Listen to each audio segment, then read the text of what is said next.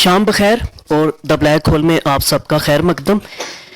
ये असर, ये अहद, ये दौर हम सब जानते हैं कि साइंसी और टेक्निकल एडवांसमेंट तरक्की का है, मगर साथ ही साथ अनफॉर्चुनेटली इंसान की वहशत अंगेज़ी और दरिंदगी इसमें कोई कमी देखने में नहीं आती। मिसाल के तौर पे 20वीं सदी ईस्वी में 100 मिलियन से ज़ायद अफराद तशद्दुद और जंगों की नज़र हुए हैं, और इस होलनाकी के बावजूद जो तबाह कुन और हलाकत खेज़ असला है बशमूल जौहरी हथियार, आप जानते हैं कि उनमें इजाफा ही हो रहा है, और दैट मीन्स कि इंसानियत का मुस्तकबिल जो है वो मखदूश और बड़ा ब्लीक हमें दिखाई देता है। तो ऐसे में एक सवाल नेचुरली उठता है कि इस तेज़ी से बदलती हुई दुनिया में इस सारी वहशत अंगेज़ी के पस मंज़र में इंसानी जान, इंसानी ज़िंदगी की क्या कदर कीमत है, and hence the title the value of life. आज हम देखेंगे कि has human life lost its worth, और can science provide us with answers to this pressing question, this unfortunate circumstances. We are very grateful to doctor Tariq Mustafa. मेरे दाएं जानिब आप तशरीफ़ फरमा हैं जो इस मौजू पर अपना इज़हार ख्याल करेंगे। He is a distinguished mechanical engineer with specialization in nuclear engineering and space technology. आप ग्रेजुएट हैं of London university with first class honours. He gained expertise through work and training at renowned institutions, including the UK Atomic Energy Establishment, NASA, and the French Aerospace Industry.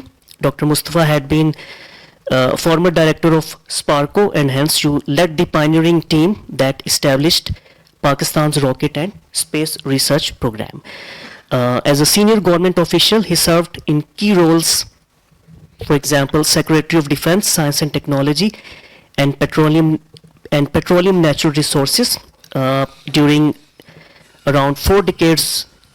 जो आपका career जिस पे spam करता है, आपने करीबन 50 के लगभग जो है ममालिक का सफ़र किया है और एक बड़ा वर्ल्ड व्यू रखते हैं. A prominent speaker on science, technology and engineering, Dr. Mustafa also collaborated closely with Nobel laureate Professor Dr. Abdul Salam. आप सब लोगों की आमद का शुक्रिया. एक छोटी सी जहमत कीजिए, अपने सेल फोन जो है वो साइलेंट मोड में स्विच कर लें, so that there is no distraction. Doctor साहब अपनी प्रेजेंटेशन देंगे, अपना नुक्ता नज़र पेश करेंगे, उसके बाद आपको भी पूरा मौका दिया जाएगा अपने सवाल, अपने क्रिटिक, अपनी राय के साथ आप इनके साथ इंटरेक्ट करें.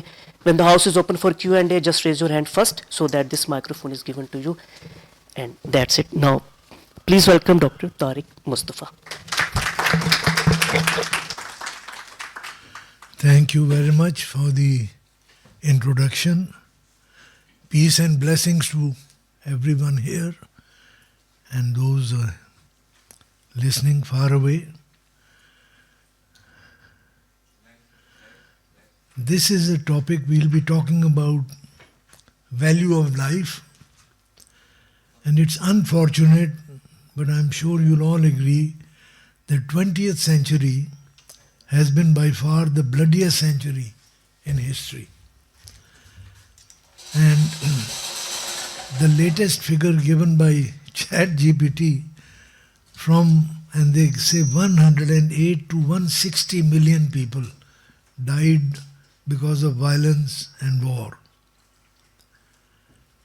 Unfortunately, prospects for the current century are even bleaker because of the continued development and spread of weapons of mass destruction. Clearly, therefore, human life seems to have lost its value, or we have lost its understanding, and especially now we can see that it is whatever is left is also under threat with Israel's genocide of Palestinians being done in broad daylight.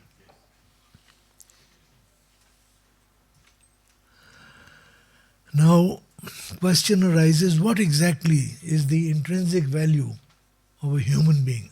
How do you work it out, you see? Now, there are various ways of going about it, and if you ask Sheikh Google and GPT, you find that governments around the world place a value for people who die in their service, soldiers for example. And that value varies from country to country, war to war. And it's, as you can see, it ranges from around a figure of $1 million. But that is just to give an indication. But from the number of deaths, it is clear that life has, in practice, it is considered practically of no value, while the contention of the speaker is that life is invaluable. And I think science is the best arbitrator in this, is the best way of deciding such questions, and this is what hopefully this talk will clarify. Question arises, how do we value objects? There are different ways and different fields do it. An economist's view of life is that life is a value of an object, it's based on supply and demand considerations. If supply is plentiful, the value of that thing will come down. If supply is short, the value will arise. Black markets will develop. Now, per this standard, it is clear that since the production of babies is easy and pleasurable, we have reached the figure, 8 billion now. The mothers go through a lot of trouble, but father gets away with enjoyment. So the life of a baby, unfortunately, has very little value. But look at it from my profession, the engineering. There is an objective way of placing value, and that is that how much materials have been used in something, how much energy has been employed, and how much labor has gone into the production. That gives you the intrinsic, the true value of an object. While the econometrics is subjective, it is arbitrary. For example, paper currency, the governments can simply put any value they like on a small piece of paper and it becomes valuable, right? So you see the difference. In economics, it is all subjective, artificial, and this is what I call the Wall Street syndrome, and we'll look at it. It's unfortunate that it's that Wall Street syndrome which is the dominant syndrome in the world, and not the scientific or engineering methodology. Now, so let's delve into the scientific aspect and forget about economics for a moment. We'll have to go back and take a quick look at a number of things which I'm sure many of you would be quite familiar with, but I think it is worthwhile to zip through. Here is the periodic table of elements. These are listing of all the elements which are found in nature. 92 of them, starting from hydrogen at the left top, the simplest of atom, having just one electron moving around one proton. Nothing can be simpler than that. That's how creation began, with Big Bang. And going up to, at the bottom you will see uranium, U92. Those are natural elements, all of those, in red, blue, green. And only in the bottom part you will see this plutonium and americium beyond 92. Can you read the figure? Yes. Those are artificially produced. These have been produced in the last century. The figure now is almost 120, but that is not our concern, so let's not worry about it. Simply I'll draw your attention at the top to, there is carbon there at the top, that is the basis of life, and just below carbon there is Fe, which is iron. So these two figure in the talk, so please note that, you see. So here is the periodic table. And we move on. What medical science tells us. What is the human body? We want to value life, so we come down to the human body. What is it made of? Here they have given the major elements which constitute the human body. Again, it is to give you a broad outline. Do not worry about the details, and as we go along you will see the significance. Oxygen, carbon, hydrogen, nitrogen, these are all well known, and they constitute the major part of the human body, 62%. Then there are smaller elements, smaller quantities, potassium, sulfur, sodium, chlorine. They also play a very important role. And then, that is not all. There is, on the right bottom you see other, 1%. These are trace elements. We don't have to worry about exactly what they are. Our argument would be clear, but the point to note is the body is very complex. We still don't know, even medical science doesn't know the full story, or maybe not even half the story. That's a matter of opinion, but the point to note is that it's a very complex thing, and it is dependent on the presence of these small 1% which we'll be talking about, not the larger part. Now this remaining 1%, these are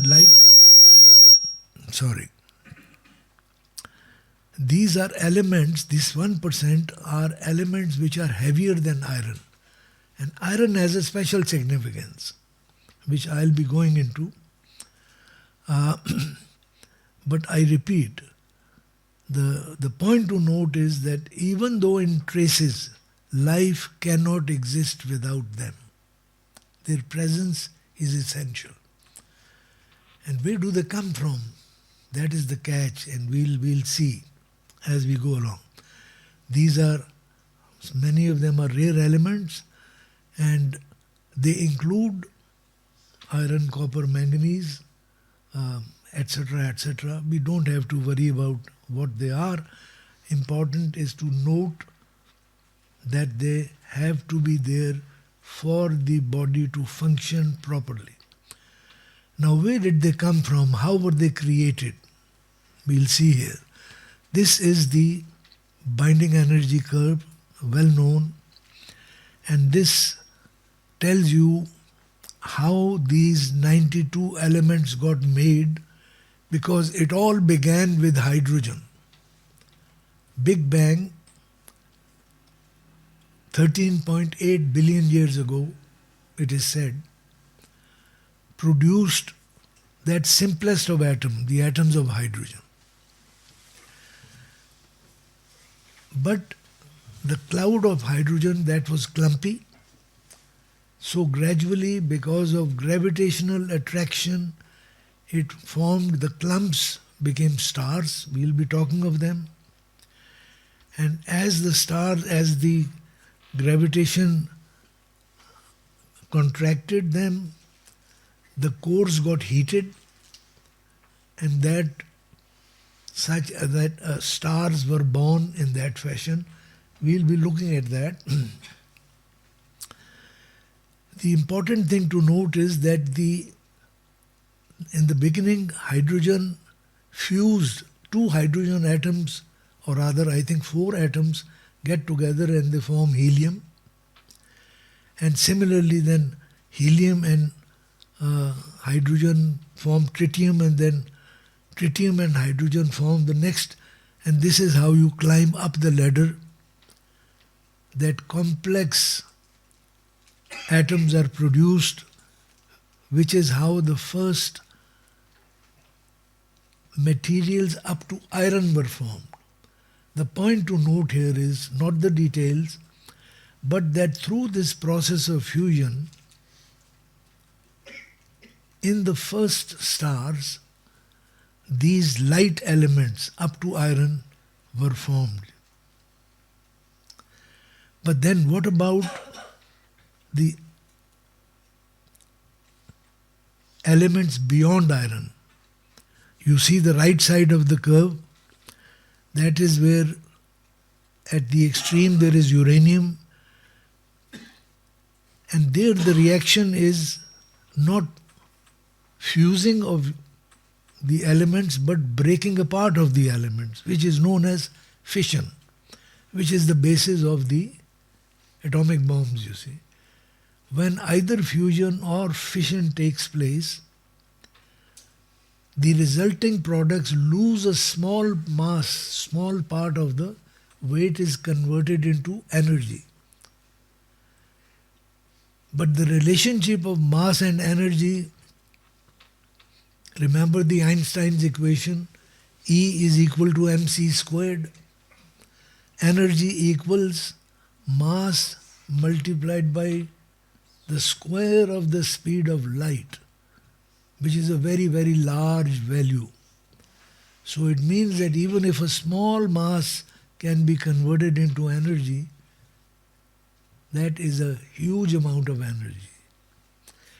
So that is the basis of the nuclear explosion, either fission or fusion. But from our viewpoint, the important thing is that in the first generation, the fusion process, you could not go beyond iron. So again, I repeat, the point to remember is, and we'll look into it again, that in the first generation stars, you could only go up to iron, not beyond. Hence the conclusion is that in the first generation stars, life was not possible because the heavier elements, the trace elements, that 1% which are necessary for life, were not available. And the first generation stars was 5 billion years. Then what happens, we'll look at in the next slide. I'm sure you're aware that stars also have a life history like human beings. They are born, they mature, and then one day they die out. Only the period, the span, is not in years, but it is in millions, if not billions of years.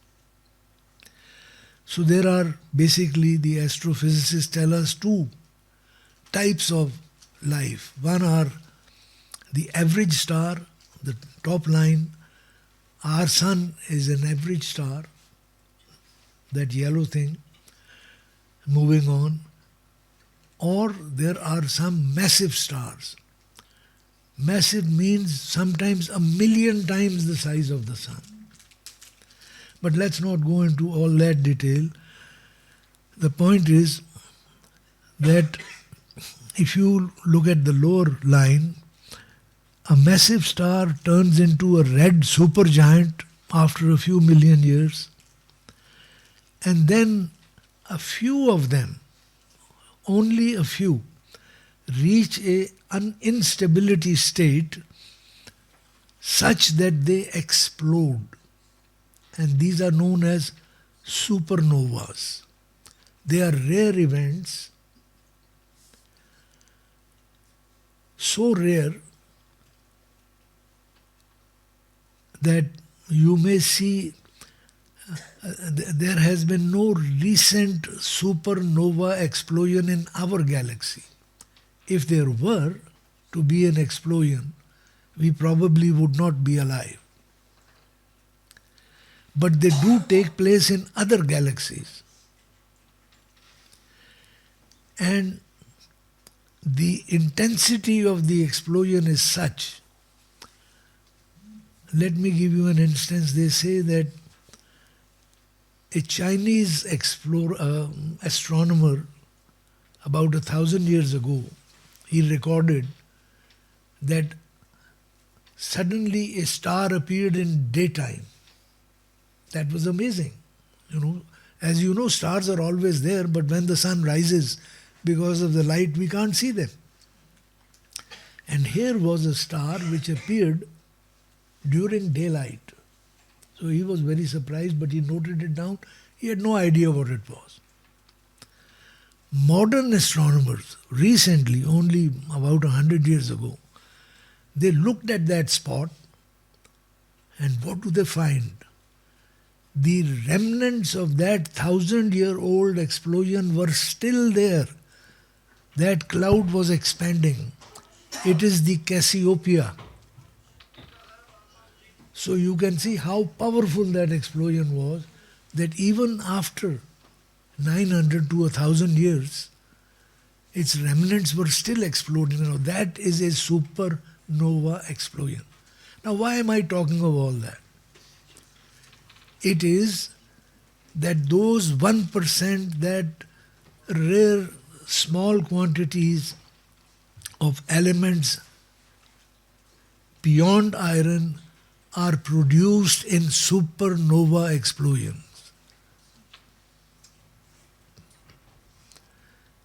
So that means, from our viewpoint, that life is only possible in what we call second generation stars. When the first generation stars, some of them have exploded, these special trace elements have been created, they have been spread around, and in the next generation of stars, those elements are available. So nature had to work for billions and billions of years and spend that much energy in order to produce those special trace elements which are essential for life, that life as we know it, whether plants, animals or humans, this silsila could take place. So this is the point of this story.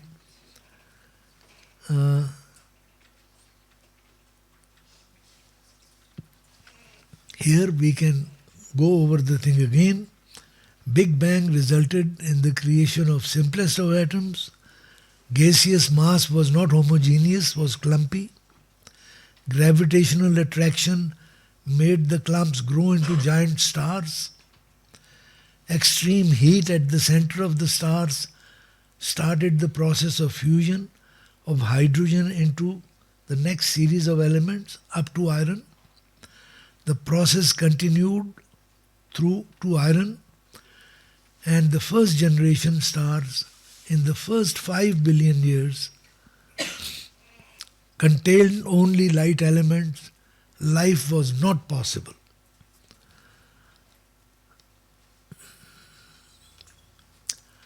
Out of this mixture arose the second generation stars, which includes our sun. And we have now seen that those trace elements were produced because of rare supernova explosions, which are the most energetic events. And thus, life was possible in the second generation star. So we should be grateful to nature for all this process. And then life arises on earth through this process of evolution, lasting millions if not billions of years. Now, whether you may go the materialistic evolution route, that it is all by chance, or whether you like the theistic evolution route, that there is a designer and a creator behind it, that's another story. And we can go into that, but that will need another presentation.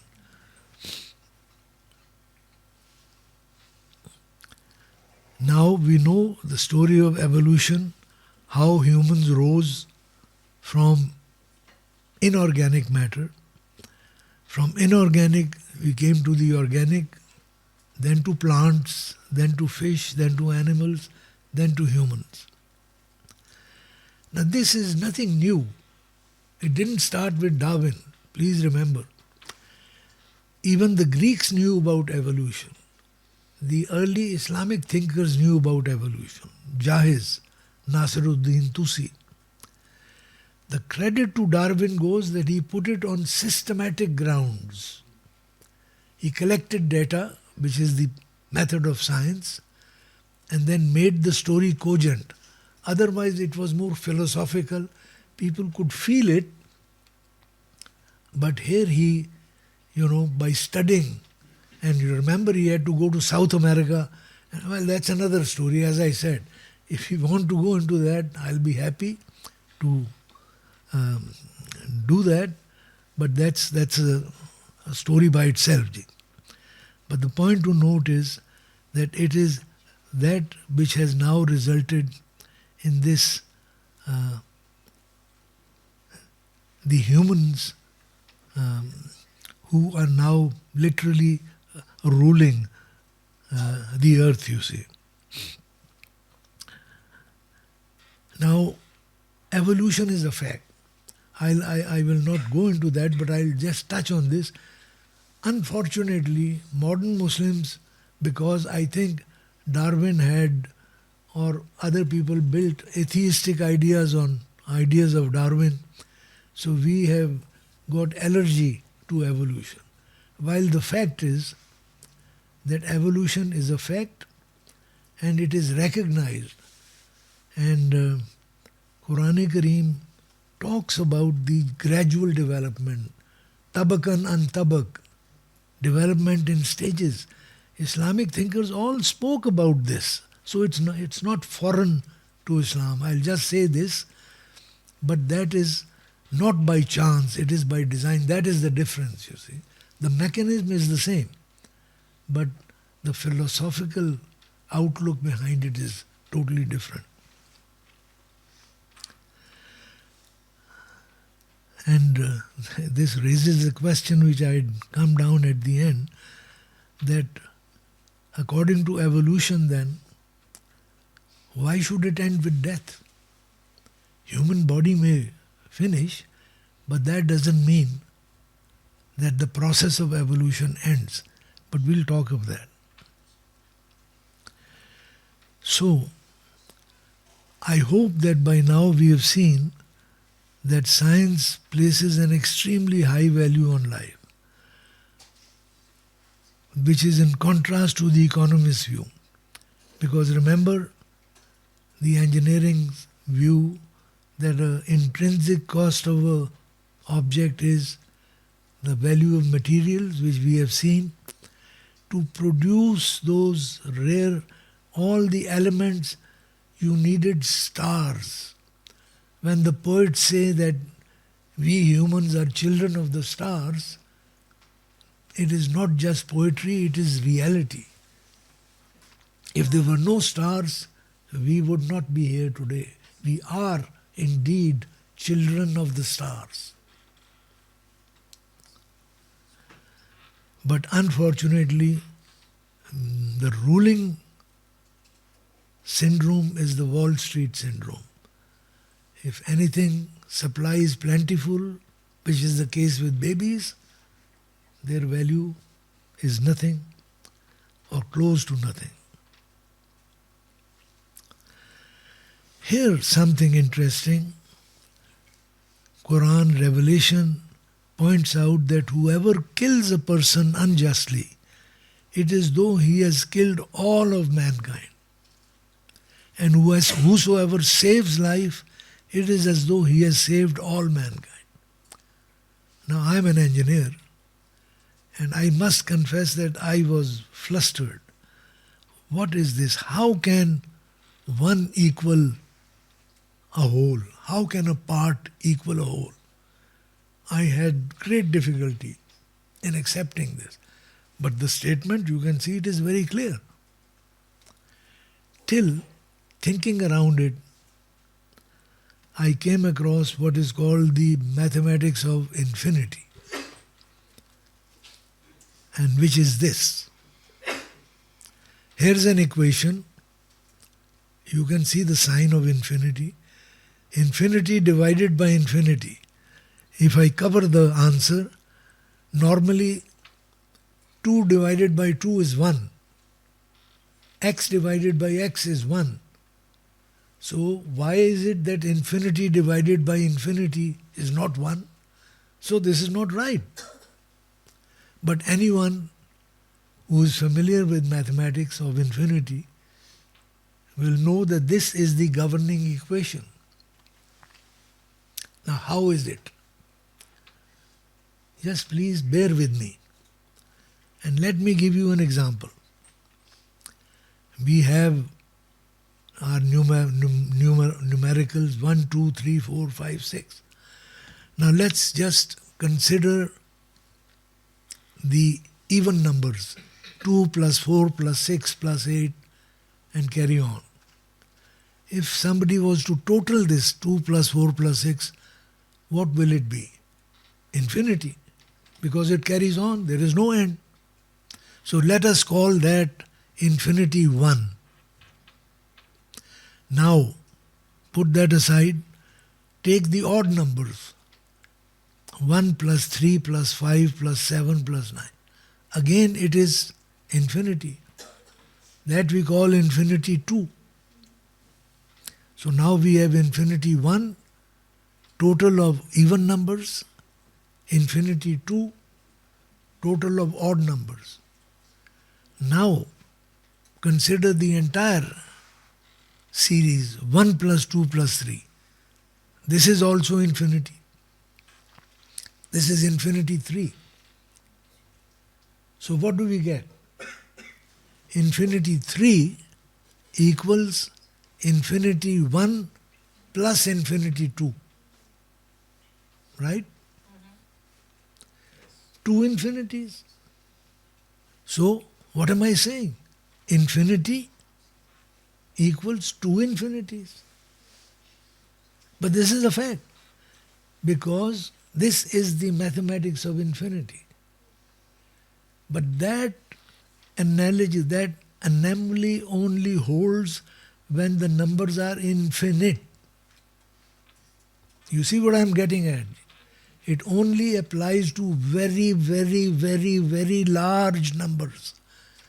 And that's what Quran was pointing out, that if you take one, life is so valuable that even one life, if you take it unjustly, it means you have disregarded all this formation of stars and energy and everything that we've spoken about.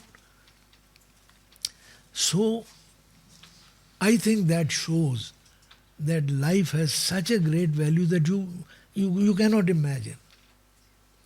So, unjustly taking life is the worst of crimes that one can think of. But it's unfortunate that we have forgotten that lesson.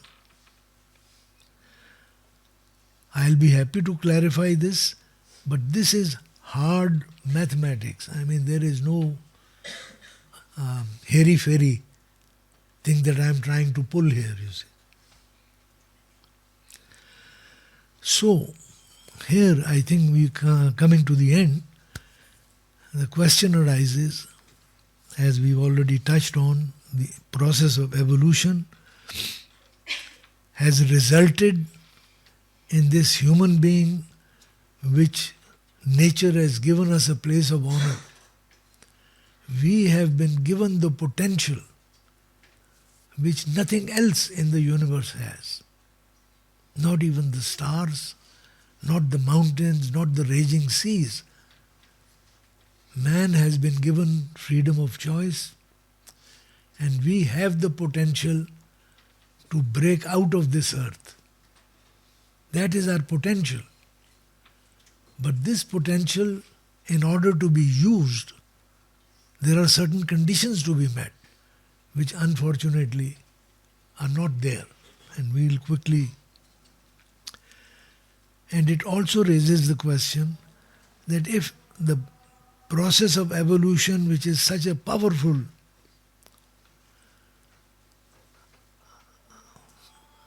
philosophy, if it can result in a creation like a human, why is it necessary to say that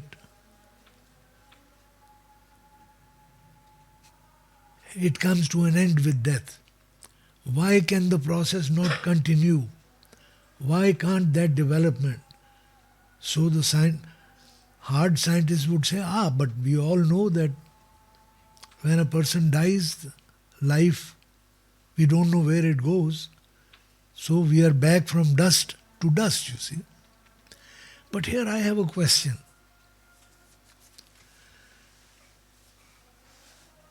You meet a friend of school days, 20, 30, 40 years ago. He is a collection of atoms, right? And you are a collection of another group of atoms. But we all know that in this 20 years, none of the atoms which formed him and you at that in the school are present. They've all been replaced. They're totally new. So, when you meet after these years, you are strangers. And yet when you meet, you will shake hands and you will bagalgir, you will hug each other and you will know each other. How come? You are totally strangers, all the atoms are new. Those atoms forming him are gone and your atoms are new. And yet you recognize, you have all the memories, everything. So does that not show that there is something beyond our bodies? Excuse me. So there is something beyond our bodies. We don't know what it is, but there is something. So the question arises that isn't that the essence of our personality? And that essence of our personality may live beyond death. So I leave that thought because that opens up so many other questions and that deserves another presentation. So again, we have repeated the same, that if humanity wants to thrive and not just survive, because why should we talk only of survival? We are now entering the space age. We have the potential. Nature has given us. We've already landed on the moon. We are knocking on Mars. Why can't we go to the stars? But as I said, in order to do that, there are certain conditions that have to be met, which is number one, you recognize that life has infinite value. Second, that we all are citizens of one world. All these borders are artificial constraints. Who says that this area is Afghanistan and this is Pakistan and this is America? These are all constructs. I ask you, does the satellite respect any boundary? Does the internet respect any boundary? Does pollution respect any boundary? Well, isn't it obvious then that nature didn't want these boundaries? We are the ones who have put these artificial boundaries. And unless we learn to work together, we will not be able to achieve our true potential. So, yes, it is time that United Nations acts like a United Nations and not a forum where everybody talks about his national interests, you see. And not just theoretically citizens of one world, it needs one set of laws, rules and values. I am not saying which one. All I am saying that it is imperative that the world accepts this concept that we are one, born from one couple, and there will be one set of rules. Now again, this is utopia. All right? Think of it. You can drive on the left side of the road or the right side of the road depending on the country you're in, you see. No problem. But can you do that up in the air? No. You have to have one rule. Can you do that on the surface of the seas? No. There has to be one rule. So does it not follow, Ji, that if you really want to progress, and I repeat, nature has given us the potential, but it means that we have to learn to behave like one humanity and forget about these borders, though we should respect cultural differences and pluralities and all that. You see. I think I can carry on, but perhaps it is better to stop here and thank you for listening.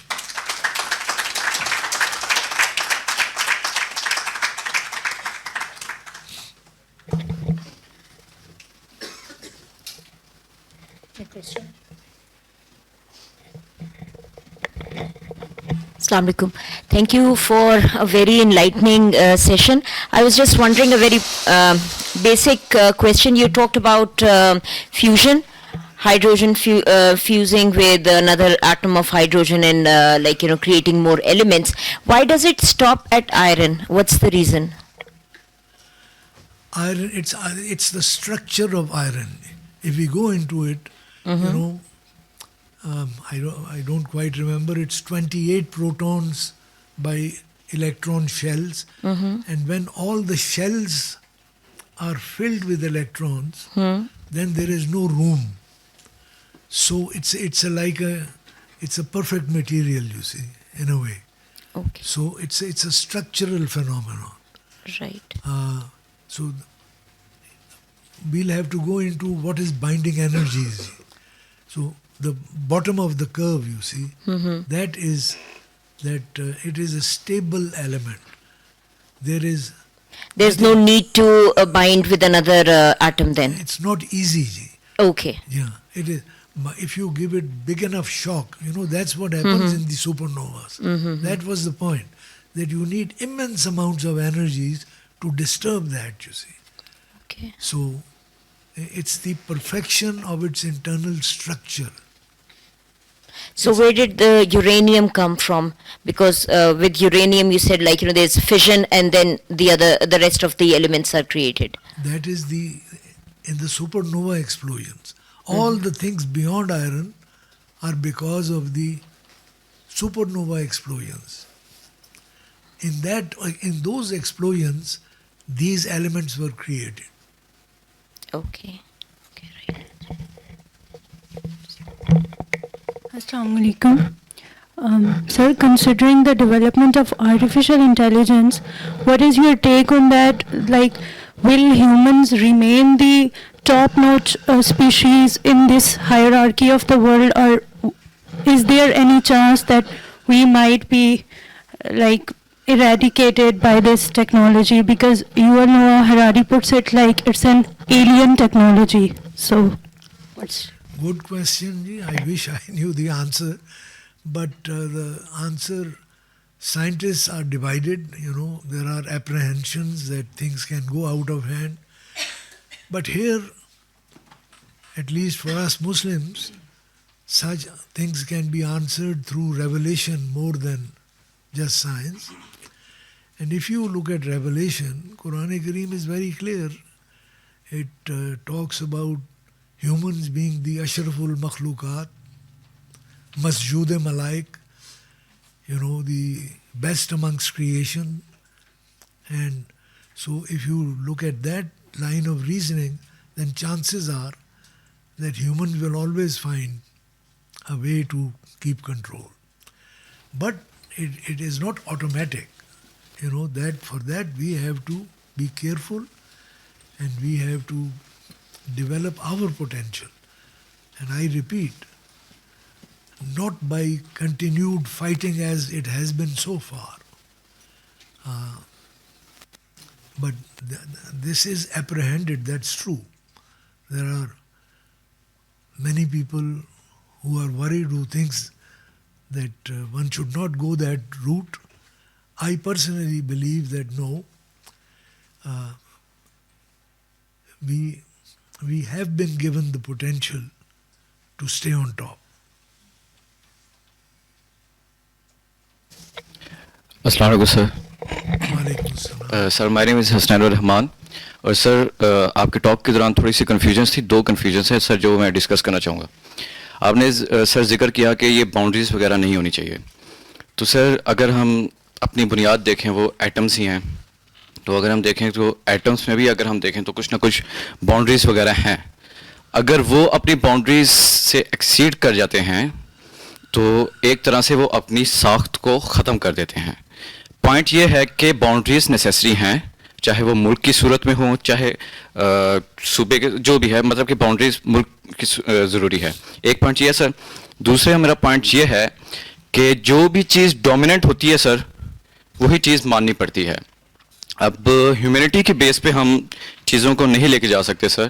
اب جس طرح آپ نے ذکر کیا وال of street syndrome کا یا اکنامکس کا ذکر کیا, تو سر دیکھا گیا ہے کہ انڈسٹریل ریولیوشن آیا, جو بھی چیزیں آئیں انسانیت کی بنیاد پہ ایسا سچ کوئی چیز نہیں دیکھی گئی جتنا اکانومی کی بنیاد پہ دیکھا گیا یا انڈسٹریل ریولیوشن کی بنیاد پہ چیزیں گیا یا جس نے انسان کو مفید کیا. سر اس چیز کے بارے میں سر آپ کیا کہیں گے؟ آپ بالکل ٹھیک کہتے ہیں. ابھی تک انسان یہی کرتا رہا, یا قبیلے تھے, یعنی خاندان کے بعد قبیلے آئے اور قبیلوں کے بعد نیشن اسٹیٹس آئیں. یہ ہماری چوائس ہے جی. اگر ہم خوش ہیں دنیا سے تو ابھی تک جو ہوتا رہا ہے وہی آگے لے جانا ہے, تو ٹھیک ہے, ہماری مرضی ہے, لڑتے رہتے ہیں, لڑتے رہیں گے. لیکن ڈر مجھے یہ ہے کہ اگر اب لڑائی کی نا تو now with the weapons of mass destruction, تو پھر یہ ممکن ہے کہ ہم ساری دنیا کو ختم کر دیں. کارل سیگن کا ایسٹیمیٹ تھا, کارل سیگن بڑا مشہور ایسٹرو فزسسٹ تھا, بیچارہ اب چلا گیا ہے, کہ اگر 1000 نیوکلیئر ویپنز پھٹ جائیں, اور اس وقت جب کارل سیگن نے یہ اسٹیٹمنٹ نہیں, اس نے کیلکولیشن کی تھی, میں 80s کی بات کر رہا ہوں, 1980s, کہ اس وقت ایچ امریکہ اور رشیا کے پاس 25,000 ویپنز ایچ تھے. سو 1000 ویپنز اگر ایکسچینج ہوتا تو کوئی مشکل بات نہیں تھی. تو اس کی کیلکولیشن شو کرتی تھی کہ ناردرن ہیمسفیئر میں تو لائف ممکن نہیں رہے گی, ختم. سدرن ہیمسفیئر میں شاید لائف رہ جائے for a couple of centuries, اس کے بعد وہ بھی ختم ہو جائے. So in other words 1000 nuclear explosions will be the end of the human life as we know it. تو اس طرف جا رہے ہیں. اگر آپ وہ چاہتے ہیں that's our choice. میں تو وہ پروپوز کر رہا ہوں کہ to thrive not survive, اس کے لیے ہمیں بارڈرز بھولنا پڑے گا. اس کا مطلب یہ نہیں ہے کہ سب ایک یونیفارم ہو جائیں اور ماؤ صاحب جیسا یونیفارم ضرور پہنیں.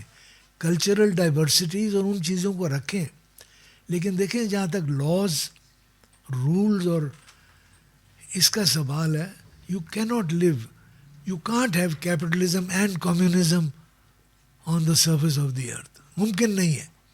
One will have to prevail. میں نے آپ سے کہا ہے نا کہ آپ ایئر میں یا سی کے اوپر کین یو ہیو 2 لاز. اگر وہاں آپ 2 نہیں کر سکتے تو صاحب پھر آپ باقی چیزوں میں کیسے؟ Does it not make sense and why should be? باقی آپ جو ڈریس کا سوال ہے یا کھانے کا سوال ہے وہ آپ اپنا ڈفرینسز رکھیں. اس کا مطلب یہ نہیں ہے کہ یونیفارم ہو جائیں, بٹ جو ویلیوز ہیں وہ انسانوں کی اگر ایک نہیں ہے تو پھر لڑائی ہوگی. السلام علیکم. ریاض خان, میرا کوشچن یہ ہے کہ جس طرح مذہبی لوگ کہتے ہیں کہ وہ بات کرتے ہیں پرپس آف لائف کی, آپ نے بات کی ہے دا ویلیو آف لائف کی, تو دونوں لوگ انسان کو سینٹر آف یونیورس بنا دیتے ہیں, تو آپ اس بارے میں کیا کہتے ہیں؟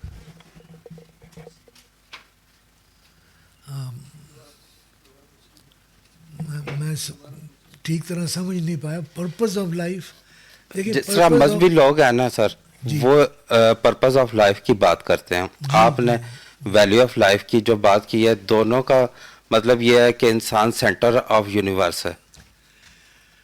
دیکھیں آپ سمجھ گئے. پرپز آف لائف کا جہاں تک سوال ہے, پھر اس کا جواب سائنس سے نہیں مل سکتا. یہ ہمارا فورم کیونکہ سائنس کے متعلق تھا, لہٰذا میں نے بات نہیں کی. لیکن پرپز آف لائف صرف آپ کو ریولیشن بتا سکتی ہے. کریٹر جس نے بنایا ہے وہی بتا سکتا ہے کہ پرپز آف لائف کیا ہے, اور وہ تو بڑا واضح بتا دیا گیا ہے. جتنی ریولیشنز ہیں سب میں بتایا گیا ہے کہ پرپز آف لائف کیا ہے. It is development, death is not the and.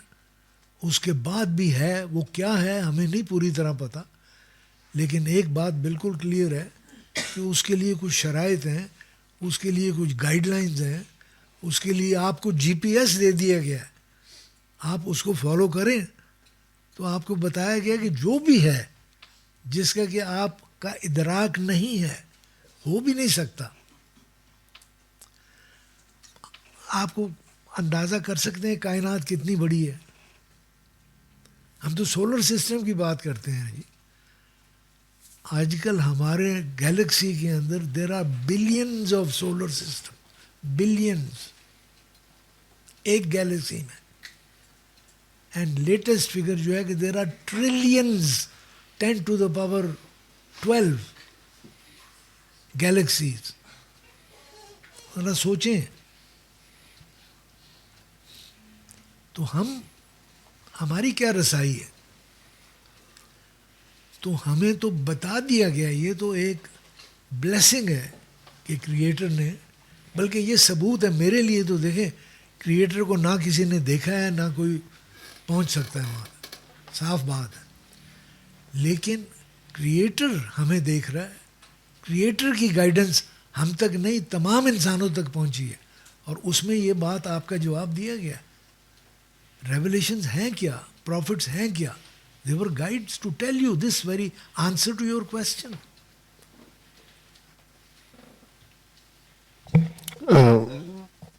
شکریہ جی. جی دوبارہ سوال ہے.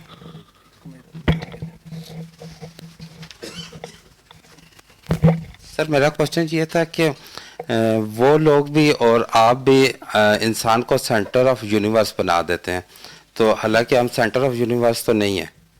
میں نے تو نہیں کہا جی کہ سینٹر آف یونیورس ہے. میں نے تو صرف یہ عرض کیا ہے کہ ہم صرف انسان as a place of honour اور پوٹینشیل ہمیں دیا گیا ہے کہ ہم لمیٹڈ نہیں ہیں اس دنیا تک. سینٹر آف یونیورس نہیں. کوئی نہیں کہتا. اب آپ ایک ایسا سوال چھیڑ رہے ہیں, there may be other beings, there may be other worlds, we don't know. So یہ سینٹر آف یونیورس کم از کم میرے خیال میں تو نہیں ہے. یس. شکریہ جناب. اس کارن مرید حسین جناب, شکریہ سر, اپنا کافی مفید معلومات ملی. مجھے جسٹ ٹریگر کیا 2 کمنٹس, اگر آپ اجازت دیں تو. یہ ہیومن سپیشیز کے طور پہ اگر ہم اپنے آپ کو دیکھتے ہیں نا اس کائنات کے اس حصے میں, کہ human species should as we are dreaming for peace prosperity, بے شمار ہمارے پاس وسائل موجود ہیں ادھر ہی کہ we can better live off without prejudice of boundaries and race and other mean things which are dragging us behind many things. تو مجھے آپ کی گفتگو سے یہ میسج ملا ہے. ایک کیونکہ کویسچن تھا نا کہ جی ہم ایٹم کے لیول پہ, ایٹم مالیکیول, اور اس لیول پہ لائف ایک اور حیثیت سے ایگزسٹ کر رہی ہے, اور وہ پوری کائنات میں پرویسو ہے. جو ایوالوڈ فارم پلانٹ پہ ایگزسٹ کر رہی ہے, اس میں human species itself as a whole has every chance to prosper from here and go beyond planet and beyond galaxies and anywhere. میں اسے کہتا ہوتا ہوں کہ یہ ویئر ہاؤس ہے Earth planet is a warehouse of the most beautiful thing of the universe, which is life. एक आम की गुठली, उसके अंदर इन्फिनिट डिजाइन है, आम के इन्फिनिट डिजाइन. एक तरबूज का बीज इन्फिनिट डिजाइन कैरी कर रहा है वो तरबूज के, क्योंकि एक आम की गुठली से एक आम का दरख्त बनेगा और उससे कितने मन आम और निकलेंगे. Likewise, anywhere you look at the life and creativity and its continuous association with evolving itself, ये इतनी खूबसूरत चीज़ है कि हमें we should be proud of to be a human and in this corner of the world. तो पहले तो मेरे ये कमेंट कबूल कीजिए कि आपकी गुफ्तगू से ये मुझे ऐसे लगा सोचना, अगर ये दुरुस्त है तो ठीक है, ये इस डायरेक्शन में ऐसे. दूसरा मेरी ठीक है, ये आगे से क्वेश्चन आया था आर्टिफिशियल इंटेलिजेंस पे, एल्गोरिदम्स, नंबर्स, प्रोबेबिलिटी और मैथमेटिक्स की नई चीज़ें, they can put things in an order which is very rapid, efficient, performance बहुत तेज़ हो जाएगी, लेकिन जो मीनिंग और स्पिरिट देने हैं वो ह्यूमन ने देने हैं उन्हें. पोइट्री बहुत तेज़ी से लिखी जाएगी, मजमून बहुत तेज़ी से लिखे जाएंगे, फिल्में तेज़ी से बनेंगी, हर चीज़ हो जाएगी, but they will still remain artificial. जो स्पिरिट है, जो रूह है उसकी, और जो मीनिंग है, जो ड्रीम है, और जो ड्रीम से आगे कहानी है और कहानी के आगे सिनारियो है, वो हम ही देंगे, ऑलवेज ह्यूमंस ही देंगे. शुक्रिया सर. मैं मुत्तफिक हूँ आपसे. शुक्रिया सर.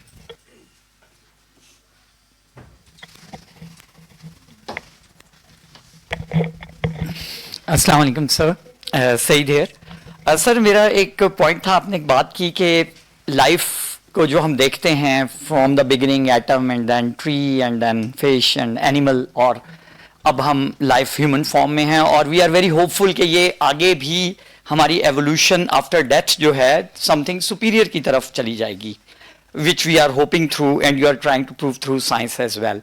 अगर ऐसा है तो then why to thrive on earth? हम सारे एक एटम बम, जिस तरह आपने बात किया 1000 एटम बम हों और सब मर जाएं तो पूरी की पूरी ह्यूमैनिटी थ्राइव करके एक अगले स्टेज में चली जाएगी. So why to worry to live then? अगर हमारी लाइफ आफ्टर डेथ में हमें एक इवॉल्व होकर हमने सुपीरियर लेवल पे जाना है तो we should be very happy to die. Why to thrive and why to think of living in this world then? Interesting. देखें, आपने अस्यूम कर लिया है ना कि उसके बाद सुपीरियर ही है. देखें अब यहाँ है ना कि इन सवालों का जवाब फ़कत वही रेवलेशन दे सकती है, क्रिएटर और डिज़ाइनर. जहाँ कहा गया कि इंसान सबसे सुपीरियर है, वहाँ ये भी कहा गया है कि you can fall below that of animals, while you can rise above the angels, humans can fall below animals. याद रखिए, दोनों लिमिट्स हैं, मतलब एक्सट्रीम्स पे जा सकते हैं. So there is no assurance कि बाद की बात सुपीरियर ही होगी. It depends on the conduct. That is the whole purpose of life. वो जो सवाल किया गया था, पर्पस ये है, आपको चॉइस दी गई है, फ्रीडम ऑफ चॉइस है. So if you choose the right way, only then will you develop. If you do not choose the right way, then you will not develop. ये जो कॉन्सेप्ट है जन्नत और जहन्नम, वो यही तो है जी. वो तो फिगरेटिव है, मतलब उसकी डिस्क्रिप्शन हम तो विजुअलाइज नहीं कर सकते. तो करेक्ट, हमने तो साइंस से भी थोड़ी देर पहले प्रूव किया था ना कि सब नहीं. Sorry, science is silent. I wish science would tell us beyond death. Science can only tell you at most about the so called near death experiences. और वो क्या हैं आपने देखा होगा, किताबें भी हैं, बट इट्स ऑल कि there is a tunnel and there is some light at the end of it. Has anybody ever come back? Science तो based ही है on observation and experience, on experiment. How can science tell you anything about death? जी science का तो आमाज का, science की तो दायरा कार is this world of this. It cannot. That is, I don't call it a limitation. Science would not claim that. So please don't look towards science to give you the answer. I think this is one of our problems. While science has been tremendous, it opens up sense of discovery and everything else. But to think that it is all powerful, that's where we've gone wrong. Thank you, sir, for your great lecture. Women said we are superior. None other thing said women are superior. हमने खुद ही को खुद superior बना लिया है. अगर दूसरी बात ये कि creator ने हमें create किया. Who create the creator? Sorry, क्या आखिरी क्या था आपका? Who create the creator?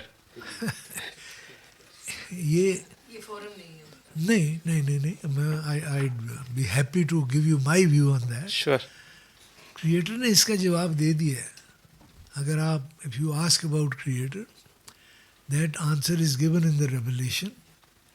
Creator has encouraged you to think, to ponder, to reflect, to have a scientific approach in this world about world of matter. But when it comes to Creator, Revelation, Quran tells us that don't even try to understand that. That is beyond your understanding.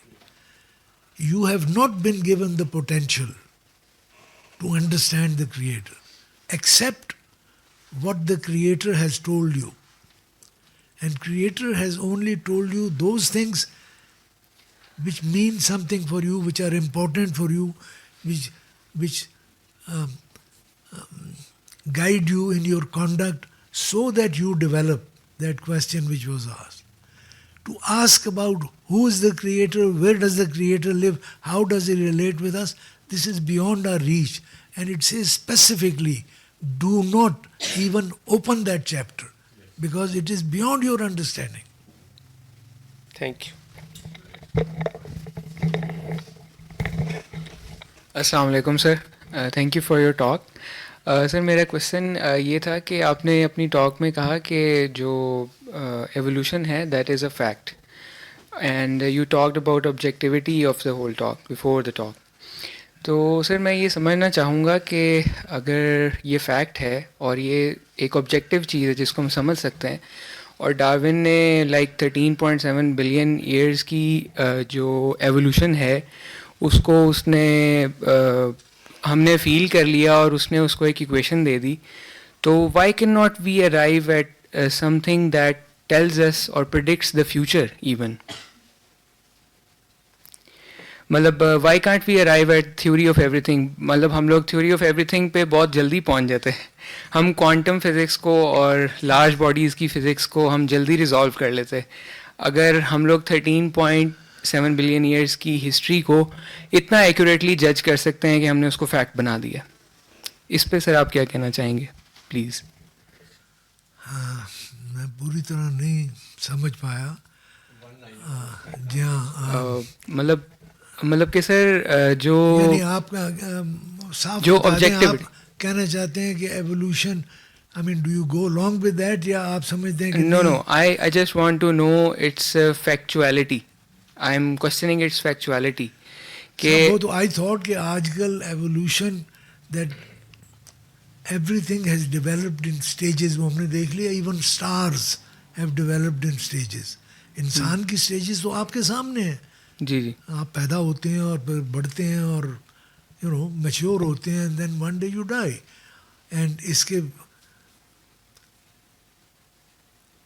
मतलब sir अगर ये fact है तो हमें तो फिर मतलब कि we should know the future as well. I think क्या आपके माइंड में है कि ये इस्लामिक नहीं है एवोल्यूशन का आइडिया, या कुरानिक नहीं है? नहीं सर, मैं इसमें दो चीज़ों के दरमियान में मिक्सअप नहीं करना चाहूँगा, रिलीजन को और साइंस को. मैं प्योरली साइंटिफिक ग्राउंड पे मेरा क्वेश्चन है कि जो ऑब्जेक्टिविटी है एवोल्यूशन की, अगर ये इतनी एक्यूरेटली हमने इसको पहचान लिया है साइंटिफिकली, मुझे उसकी डिटेल नहीं पता कि एग्जैक्टली डार्विन की इक्वेशन क्या है या डार्विन ने किस तरह से, ये एक थ्योरी है, it's not a law, it's not a mathematical thing that we have formulated. It is just a piece of information that we have constructed out of our out of our understanding of the universe. Out of observation. Yeah, observation. बिल्कुल बिल्कुल. That was the strength of Darwin. बिल्कुल बिल्कुल बिल्कुल. उसने observation और evidence इकट्ठा किया, उसके basis पे he put this theory on very strong grounds. बिल्कुल सर. बट मतलब कि जो हर इस तरह की जो भी ऑब्जर्वेशन होती है, you come up with something जो कि उसको आगे प्रिडिक्ट भी कर सकती है फ्यूचर में. या जो डिवाइड है क्वांटम फिजिक्स का, जो कि मतलब कि हमें पता है कि बहुत छोटे लेवल पे हम देख रहे हैं चीज़ों को, और एक जो बड़ी बॉडीज़ की जो फिजिक्स है उसको अभी तक हम रिजॉल्व नहीं कर पाए साइंटिफिकली. नहीं देखिए, अब ये दो शायद मैं बातें मिक्स कर रहा हूँ, इसलिए क्वेश्चन शायद मैं कन्वे नहीं कर पा रहा, या अगर आप इस पर कुछ कमेंट करें. अगर प्रेडिक्शन की आप बात करते हैं तो in fact models have been made by scientist कि अर्थ और सोलर सिस्टम का फ्यूचर मिलियंस ऑफ इयर्स क्या होगा. ये तो अवेलेबल है, आप चैट जीपीटी पे चले जाएं, गूगल पे चले जाएं, मुझे वो आपको पूरा चार्ट है.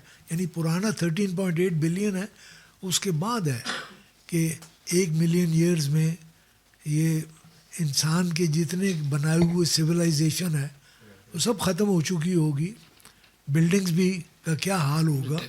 And then carries on and it tells you कि सोलर सिस्टम में वो जो प्रिसेशन और मीटियोर इम्पैक्ट्स और cometary impacts, what is the probability that earth may have a strike, वो सारा उन्होंने वर्कआउट करके मॉडल्स बने हुए हैं. तो प्रेडिक्शन तो हो जाती है, उसकी वेरासिटी के मुतालिक कोई कुछ नहीं कह सकता.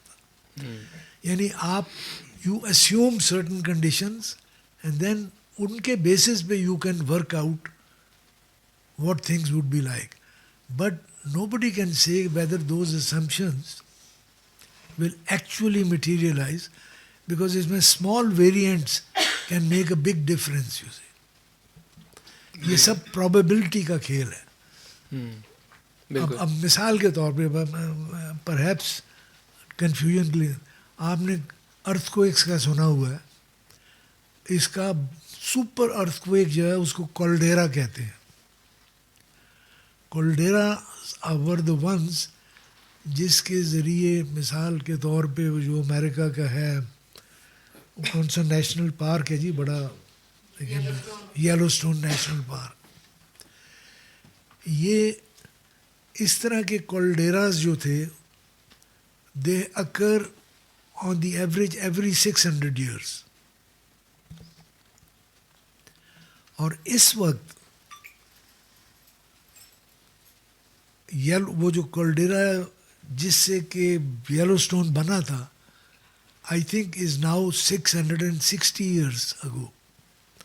सो उस एतबार से इट इज़ टाइम कि another caldera can take place, and if it does half of America will गो.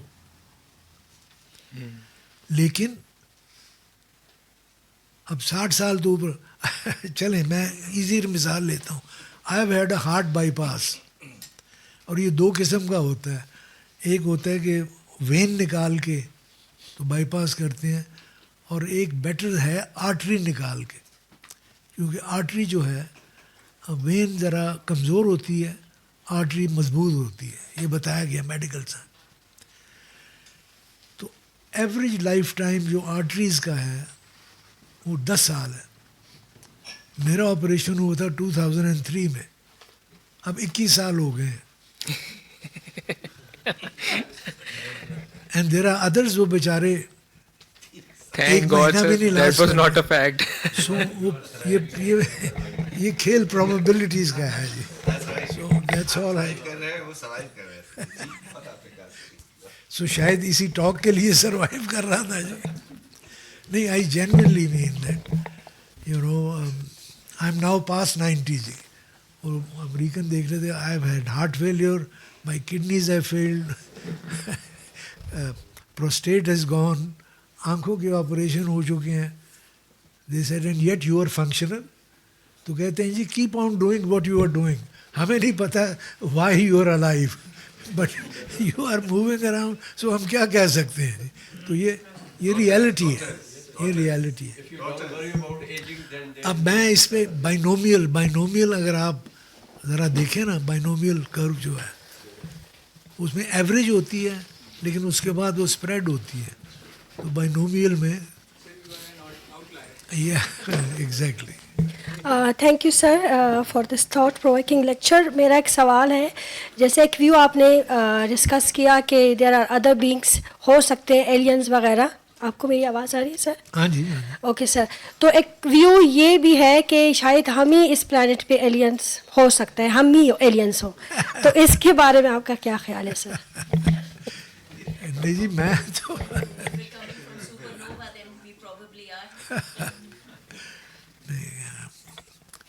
السلام علیکم سر. اچھا, یو سیڈ کہ humans have the potential to thrive instead of only survive. So what do you think, what are the barrier اور obstacles in the way of human thriving? صاحب وہ میں کون ہوتا ہوں بتانے والا آپ کو؟ نہیں, میں تو اتنا ہی کہوں گا کہ وہ گائیڈنس آپ ہم کو آ چکی ہے. What is revelation? It is meant for that purpose. Why were the prophets sent? Ji? It was to guide us. It was to tell us what is good for us. That's answer to your question. Ji. یہ تمام جو سلسلہ ہے prophets کا, that is an answer to your question. The beneficent creator has designed this. وہاں سے تو سب effort کر دی گئی, پھر آپ کو کتابیں بھیج دی گئی. فائنل کتاب is still alive, it's in our hands. نہیں, وہ پوچھ رہے ہیں ہرڈلز کیا ہے ہیومینٹی کو تھرائیو. ہرڈلز ہم اس کی پرواہ نہیں کرتے جی. مشکل تو یہی ہے نا کہ ہم اس گائیڈنس کی طرف, we think that matter is all there is. Science is very powerful, اس میں کوئی شک ہی نہیں ہے, but it is not all powerful. It can not give us all the answers. But we have got this limited materialistic approach based on capitalism. And that we have seen. It has had many good things, but there are very negative side effects. And it cannot last. تو اسی کا جواب تھا کہ وہ دیکھیں western thinkers, میں اپنی بات نہیں کر رہا. What was the need for president Wilson تھا جس نے لیگ آف نیشنز کو پش کیا تھا. اس کے بعد ایلنر روزویلٹ تھی جس نے یونائٹڈ نیشنز کی ایفرٹ کی تھی. اور آج بھی there are western thinkers, George Soros بھی ہے, I have a whole list of them, which Alexis de Tocqueville تھا. یعنی they have thought about this کہ humanity will only survive if we can talk of universal values. We are one species from one couple, and the only way to thrive is if we agree on one set of values and rules. Otherwise دیکھیں یہ ممکن نہیں ہوگا کہ ایک ایریے میں ایک لاز ہوں اور دوسرے میں دوسرے ہوں. Europe has tried this experiment. وہ کون سا تھا ان کا جی 17th سینچری میں ویسٹفیلین پیس, وہ کیوں ہوا تھا؟ 30 years وار تھی. وار سے تھک گئے تھے لوگ, تو اس سے یہ ویسٹفیلیا کا پیس ہوا تھا. اور انہوں نے ڈیسائیڈ کیا کہ باؤنڈریز لگا دو اور اپنی باؤنڈریز کے اندر کام کرو. لیکن نہیں کام کیا. آج رشیا اور یوکرین کا کیا ہو رہا ہے؟ At one time they were one country. تو یہ ہوتا رہے گا. سیریا میں کیا ہو رہا ہے؟ وہ ادھر چوزن ریس ہی نہیں ہمیں چھوڑ رہی.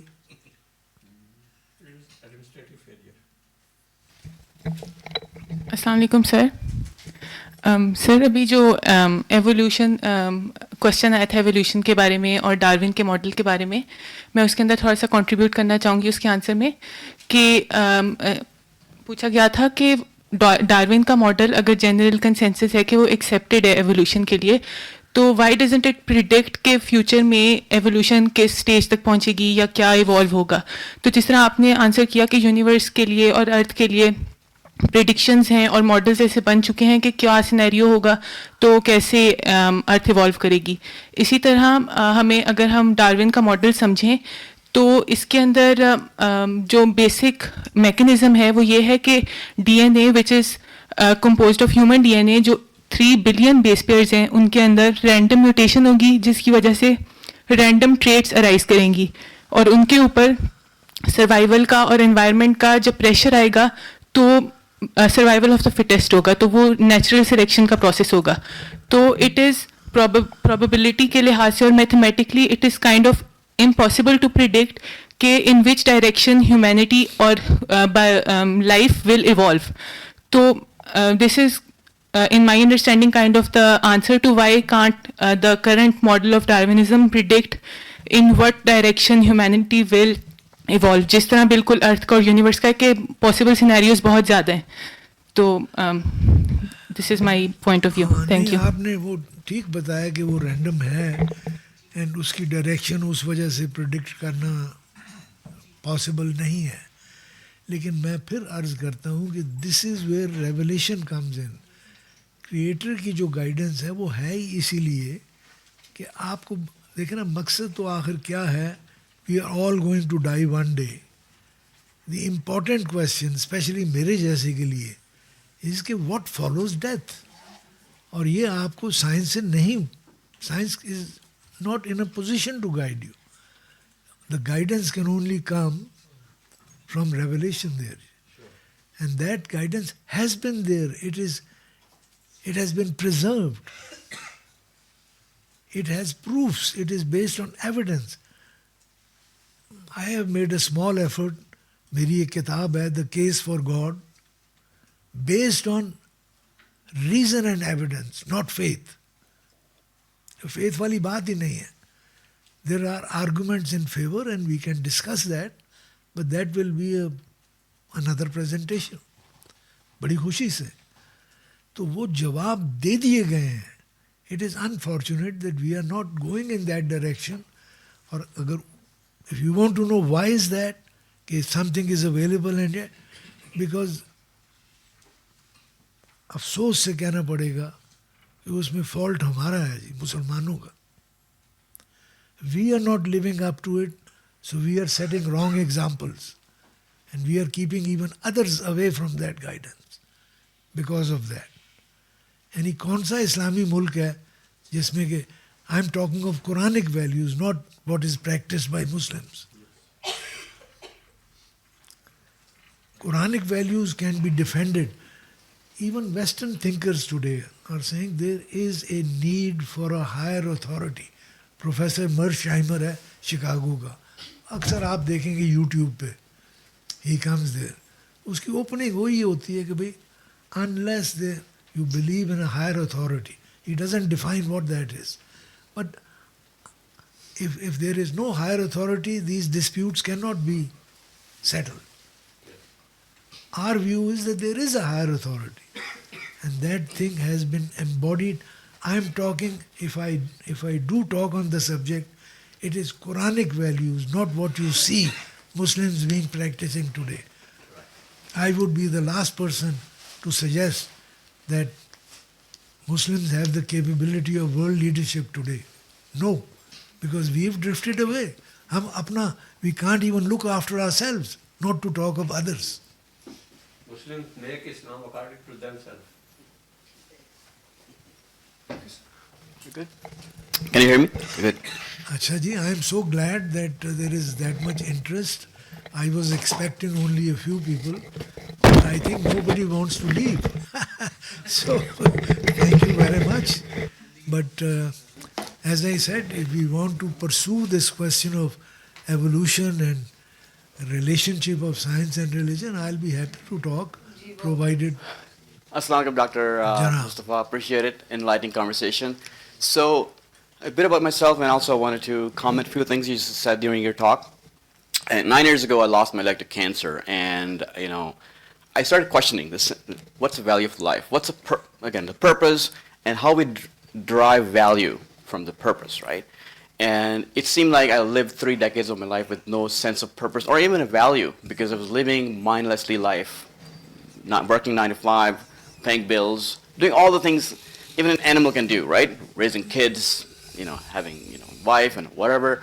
So, in my point of view, when I tell my audience is how to make your life more valuable, or it's through purpose, having a clear meaning, right?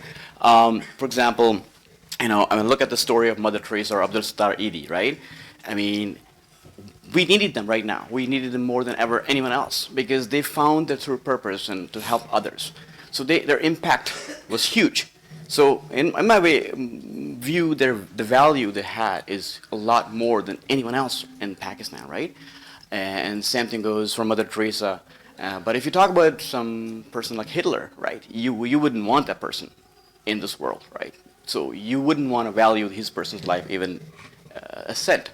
So I think, so that's how I see it. And when I talk to my audience, I find that, issue where that's how I try to inspire them to be able to find something more meaningful in life. Not something, like you said, material. There's material things in life like animals can do, right?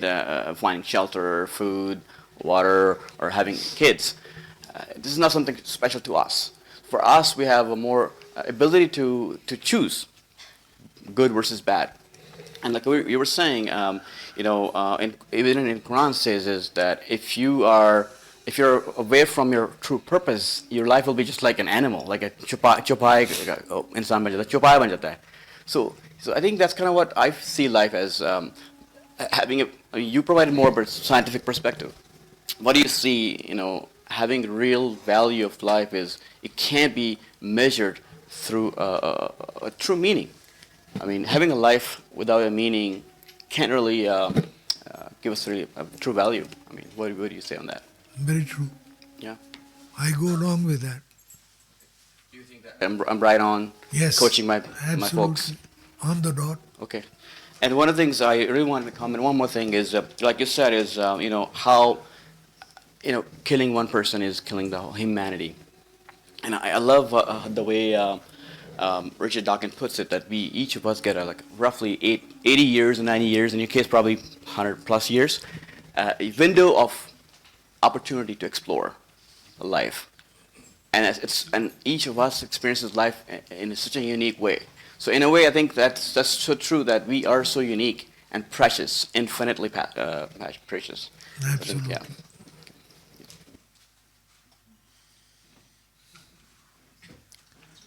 One more question. You raised the question of evolution after death. So as you've raised the question, you must have thought a lot about it. So I would like your answer to this. Is there evolution after death? What does it look like? I'll be happy to dwell on that subject, but let us have another presentation. It calls for that.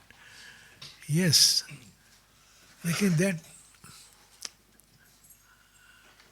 I really do not see why evolution should stop. If you want to hear about it, Quran doesn't just talk about the human body, it talks of something which we call Ruh. And Ruh, it says, is Amre Rabbi. It's something which is not tied to the body. That's something which has a connection with divinity. We don't know how. I don't want to say it's a part of the Creator. No, it cannot be part. But and Quran tells us, it says, don't ask those questions. What Ruh is. You have not been given much knowledge about Ruh. This is my understanding. But it says there is that, and it is that which continues. It is that which is the essence of you. And it is the development of that which those questions were asked, which is the purpose of life.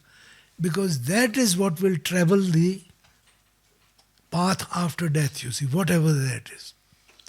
So you have been given what is needed to know to keep that healthy and strong and developed, without really knowing exactly what it is. Because, after all, in fact, this material body on which nature spent so much effort that we spoke about, it is a constraint. This material body is not meant for outside travel and further development. But the Ruh is. So the bodies really do not matter. What matters is what has been called ruh. You can call it soul, spirit, it is beyond that. It is much more than that. So, what you need to know to look after its development has been told to us through revelation. That's all I can say. So, and that should satisfy us. If the path has been made clear, exactly what is that state or that substance or that relationship, if we do not have the means to understand that. And I think science accepts that concept. What is dark energy? What is dark matter? Scientists are still groping with it. Even simple concepts. Is light a particle or is it a wave? Science says at certain times it behaves like a wave, under certain conditions it behaves like a particle. Well, that is reality. Science finds a way of best explaining something. It does not mean it is reality. We know Newton did such a great thing, but today Newtonian physics doesn't apply beyond, it's Einsteinian. And tomorrow there will be another one. That's all for the good. So let us not assume that we can understand everything. And yet we need to know, at least I do, because I have a boarding pass in my pocket. Okay, what will you face in the next world? And that question, I repeat, the answer can be found in Revelation, and Quran is the only preserved revelation. Quran is nothing new. All the old, everything, Torah and Bible and everything, the message is the same. Quran says very clearly, it's the same message. Not an iota has changed. But we have translated it, the earlier books. They couldn't be preserved because humans did not have the means to preserve it. Now we are going into my other presentation. Torah, does anybody know what was the original language of that? Where is that language today? What was it written on? Moses, stones. Could you write something detailed on stones? The point is, in the earlier days, things were not done that way. And the Creator was beneficent that a whole series of prophets came. And it says to everyone, the message has reached all over the world. And now it is available. Quran is not a book for Muslims. It is universal. So it is Quranic values that one should look for. Not go into, and we have unfortunately, we are bad examples of being followers of Quran. I'm sorry to say this, but it's a reality. The value of life किसी भी तनाज़ुर से देखें तो चाहे वो science के वाले से हो या ह्यूमन कलेक्टिव विजडम हो या रिलीजन का पर्सपेक्टिव, ब्राइट फ्यूचर ह्यूमैनिटी का इसी सूरत में है कि हम जो है वो अपने इल्म को, तजर्बे को और रिस्क को दूसरों के साथ शेयर करके सीखें. इस तरह मिलकर जीना और मिलकर जो है वो बांट कर जो है ना निज़ाम चलाना, यही हमें चला सकता है. नहीं तो कैपिटलिस्ट लाइफ ने जिस तरीके से कंडीशन किया हुआ है, सही मानों में ला इला की जो सोसाइटी है बॉर्डरलेस वो होगी और इस तरह के आइडियाज़ आएंगे. यही है कि इल्म, तजर्बा और रिस्क ये इंसान आपस में बांट के खाए और दूसरों के काम आए, यही सबसे बड़ी साइंस है. बेशक, बेशक. Actually, thank you so much for. I've always been enlightened by. Oh, sorry. This was a question. I'm always enlightened by this notion of Jo Allama Iqbal said that we are children of the stars and how valuable we as material bodies are. Forget about anything else. And this whole concept that you've explained of the stars really brings this worth back of, even if we are atheists and we don't want to believe in anything, that how significant our material bodies are, so we have to make life worth something. And yet the same science, when it tells me you came from dust and you're going to go back to dust, so nature creates so much value for nothing. That doesn't make any sense. And to the lady, I just wanted to say that when you said that this whole notion of ruh cannot be understood by human beings, we've seen the pupa and the butterfly, and if you tell the pupa that one day something is going to pop out of your body and you're going to fly the world and you're going to see the world, the poor pupa is going to say, for God's sakes, what are you talking about? What is a wing? What is flight? So we are all pupas, and yes, and we hope that we can also understand, or we have this urge to understand what one day maybe we will be butterflies. But last, I wanted to bring you back to what is there today. We are a warring world. If life has so much value, humanity is not going to understand the value, because we can see we are killing more and more people despite our progress in science and our deeper understanding of the value of human beings. We are killing more of us. And if people like Elon Musk are going to space, and you said we need one set of laws and values for space, I personally speaking have difficulty with that, because if China sends its own rockets and space centers, Elon does his own, the powerful will create and take the vestiges of their own laws in space and replicate, unfortunately, the disharmony of the earth back in space. So do you actually see any institution where even this conversation can happen? Because right now, it doesn't look like that. The institution all one can think of is an upgraded United Nations. We have to sit down, it has to be a jirga. Jirga is the answer. Everybody has to Amrohum, Shura, Banohum. It's through consultation. Otherwise the guidance is there. That's all. The book is not, it speaks in a way, but you have to listen. So we have to form the platform. After all, we try to solve other issues, other problems. And coming back to your pupa's example, a very good one. Another one is, think of when we were in our mother's womb, a baby. Could that baby visualize what this world will be like? Could you explain to that baby what this world would be? So Akhirat is like that. Afterlife is like that. It cannot be explained to us. So we have lived through that stage once, so why not again?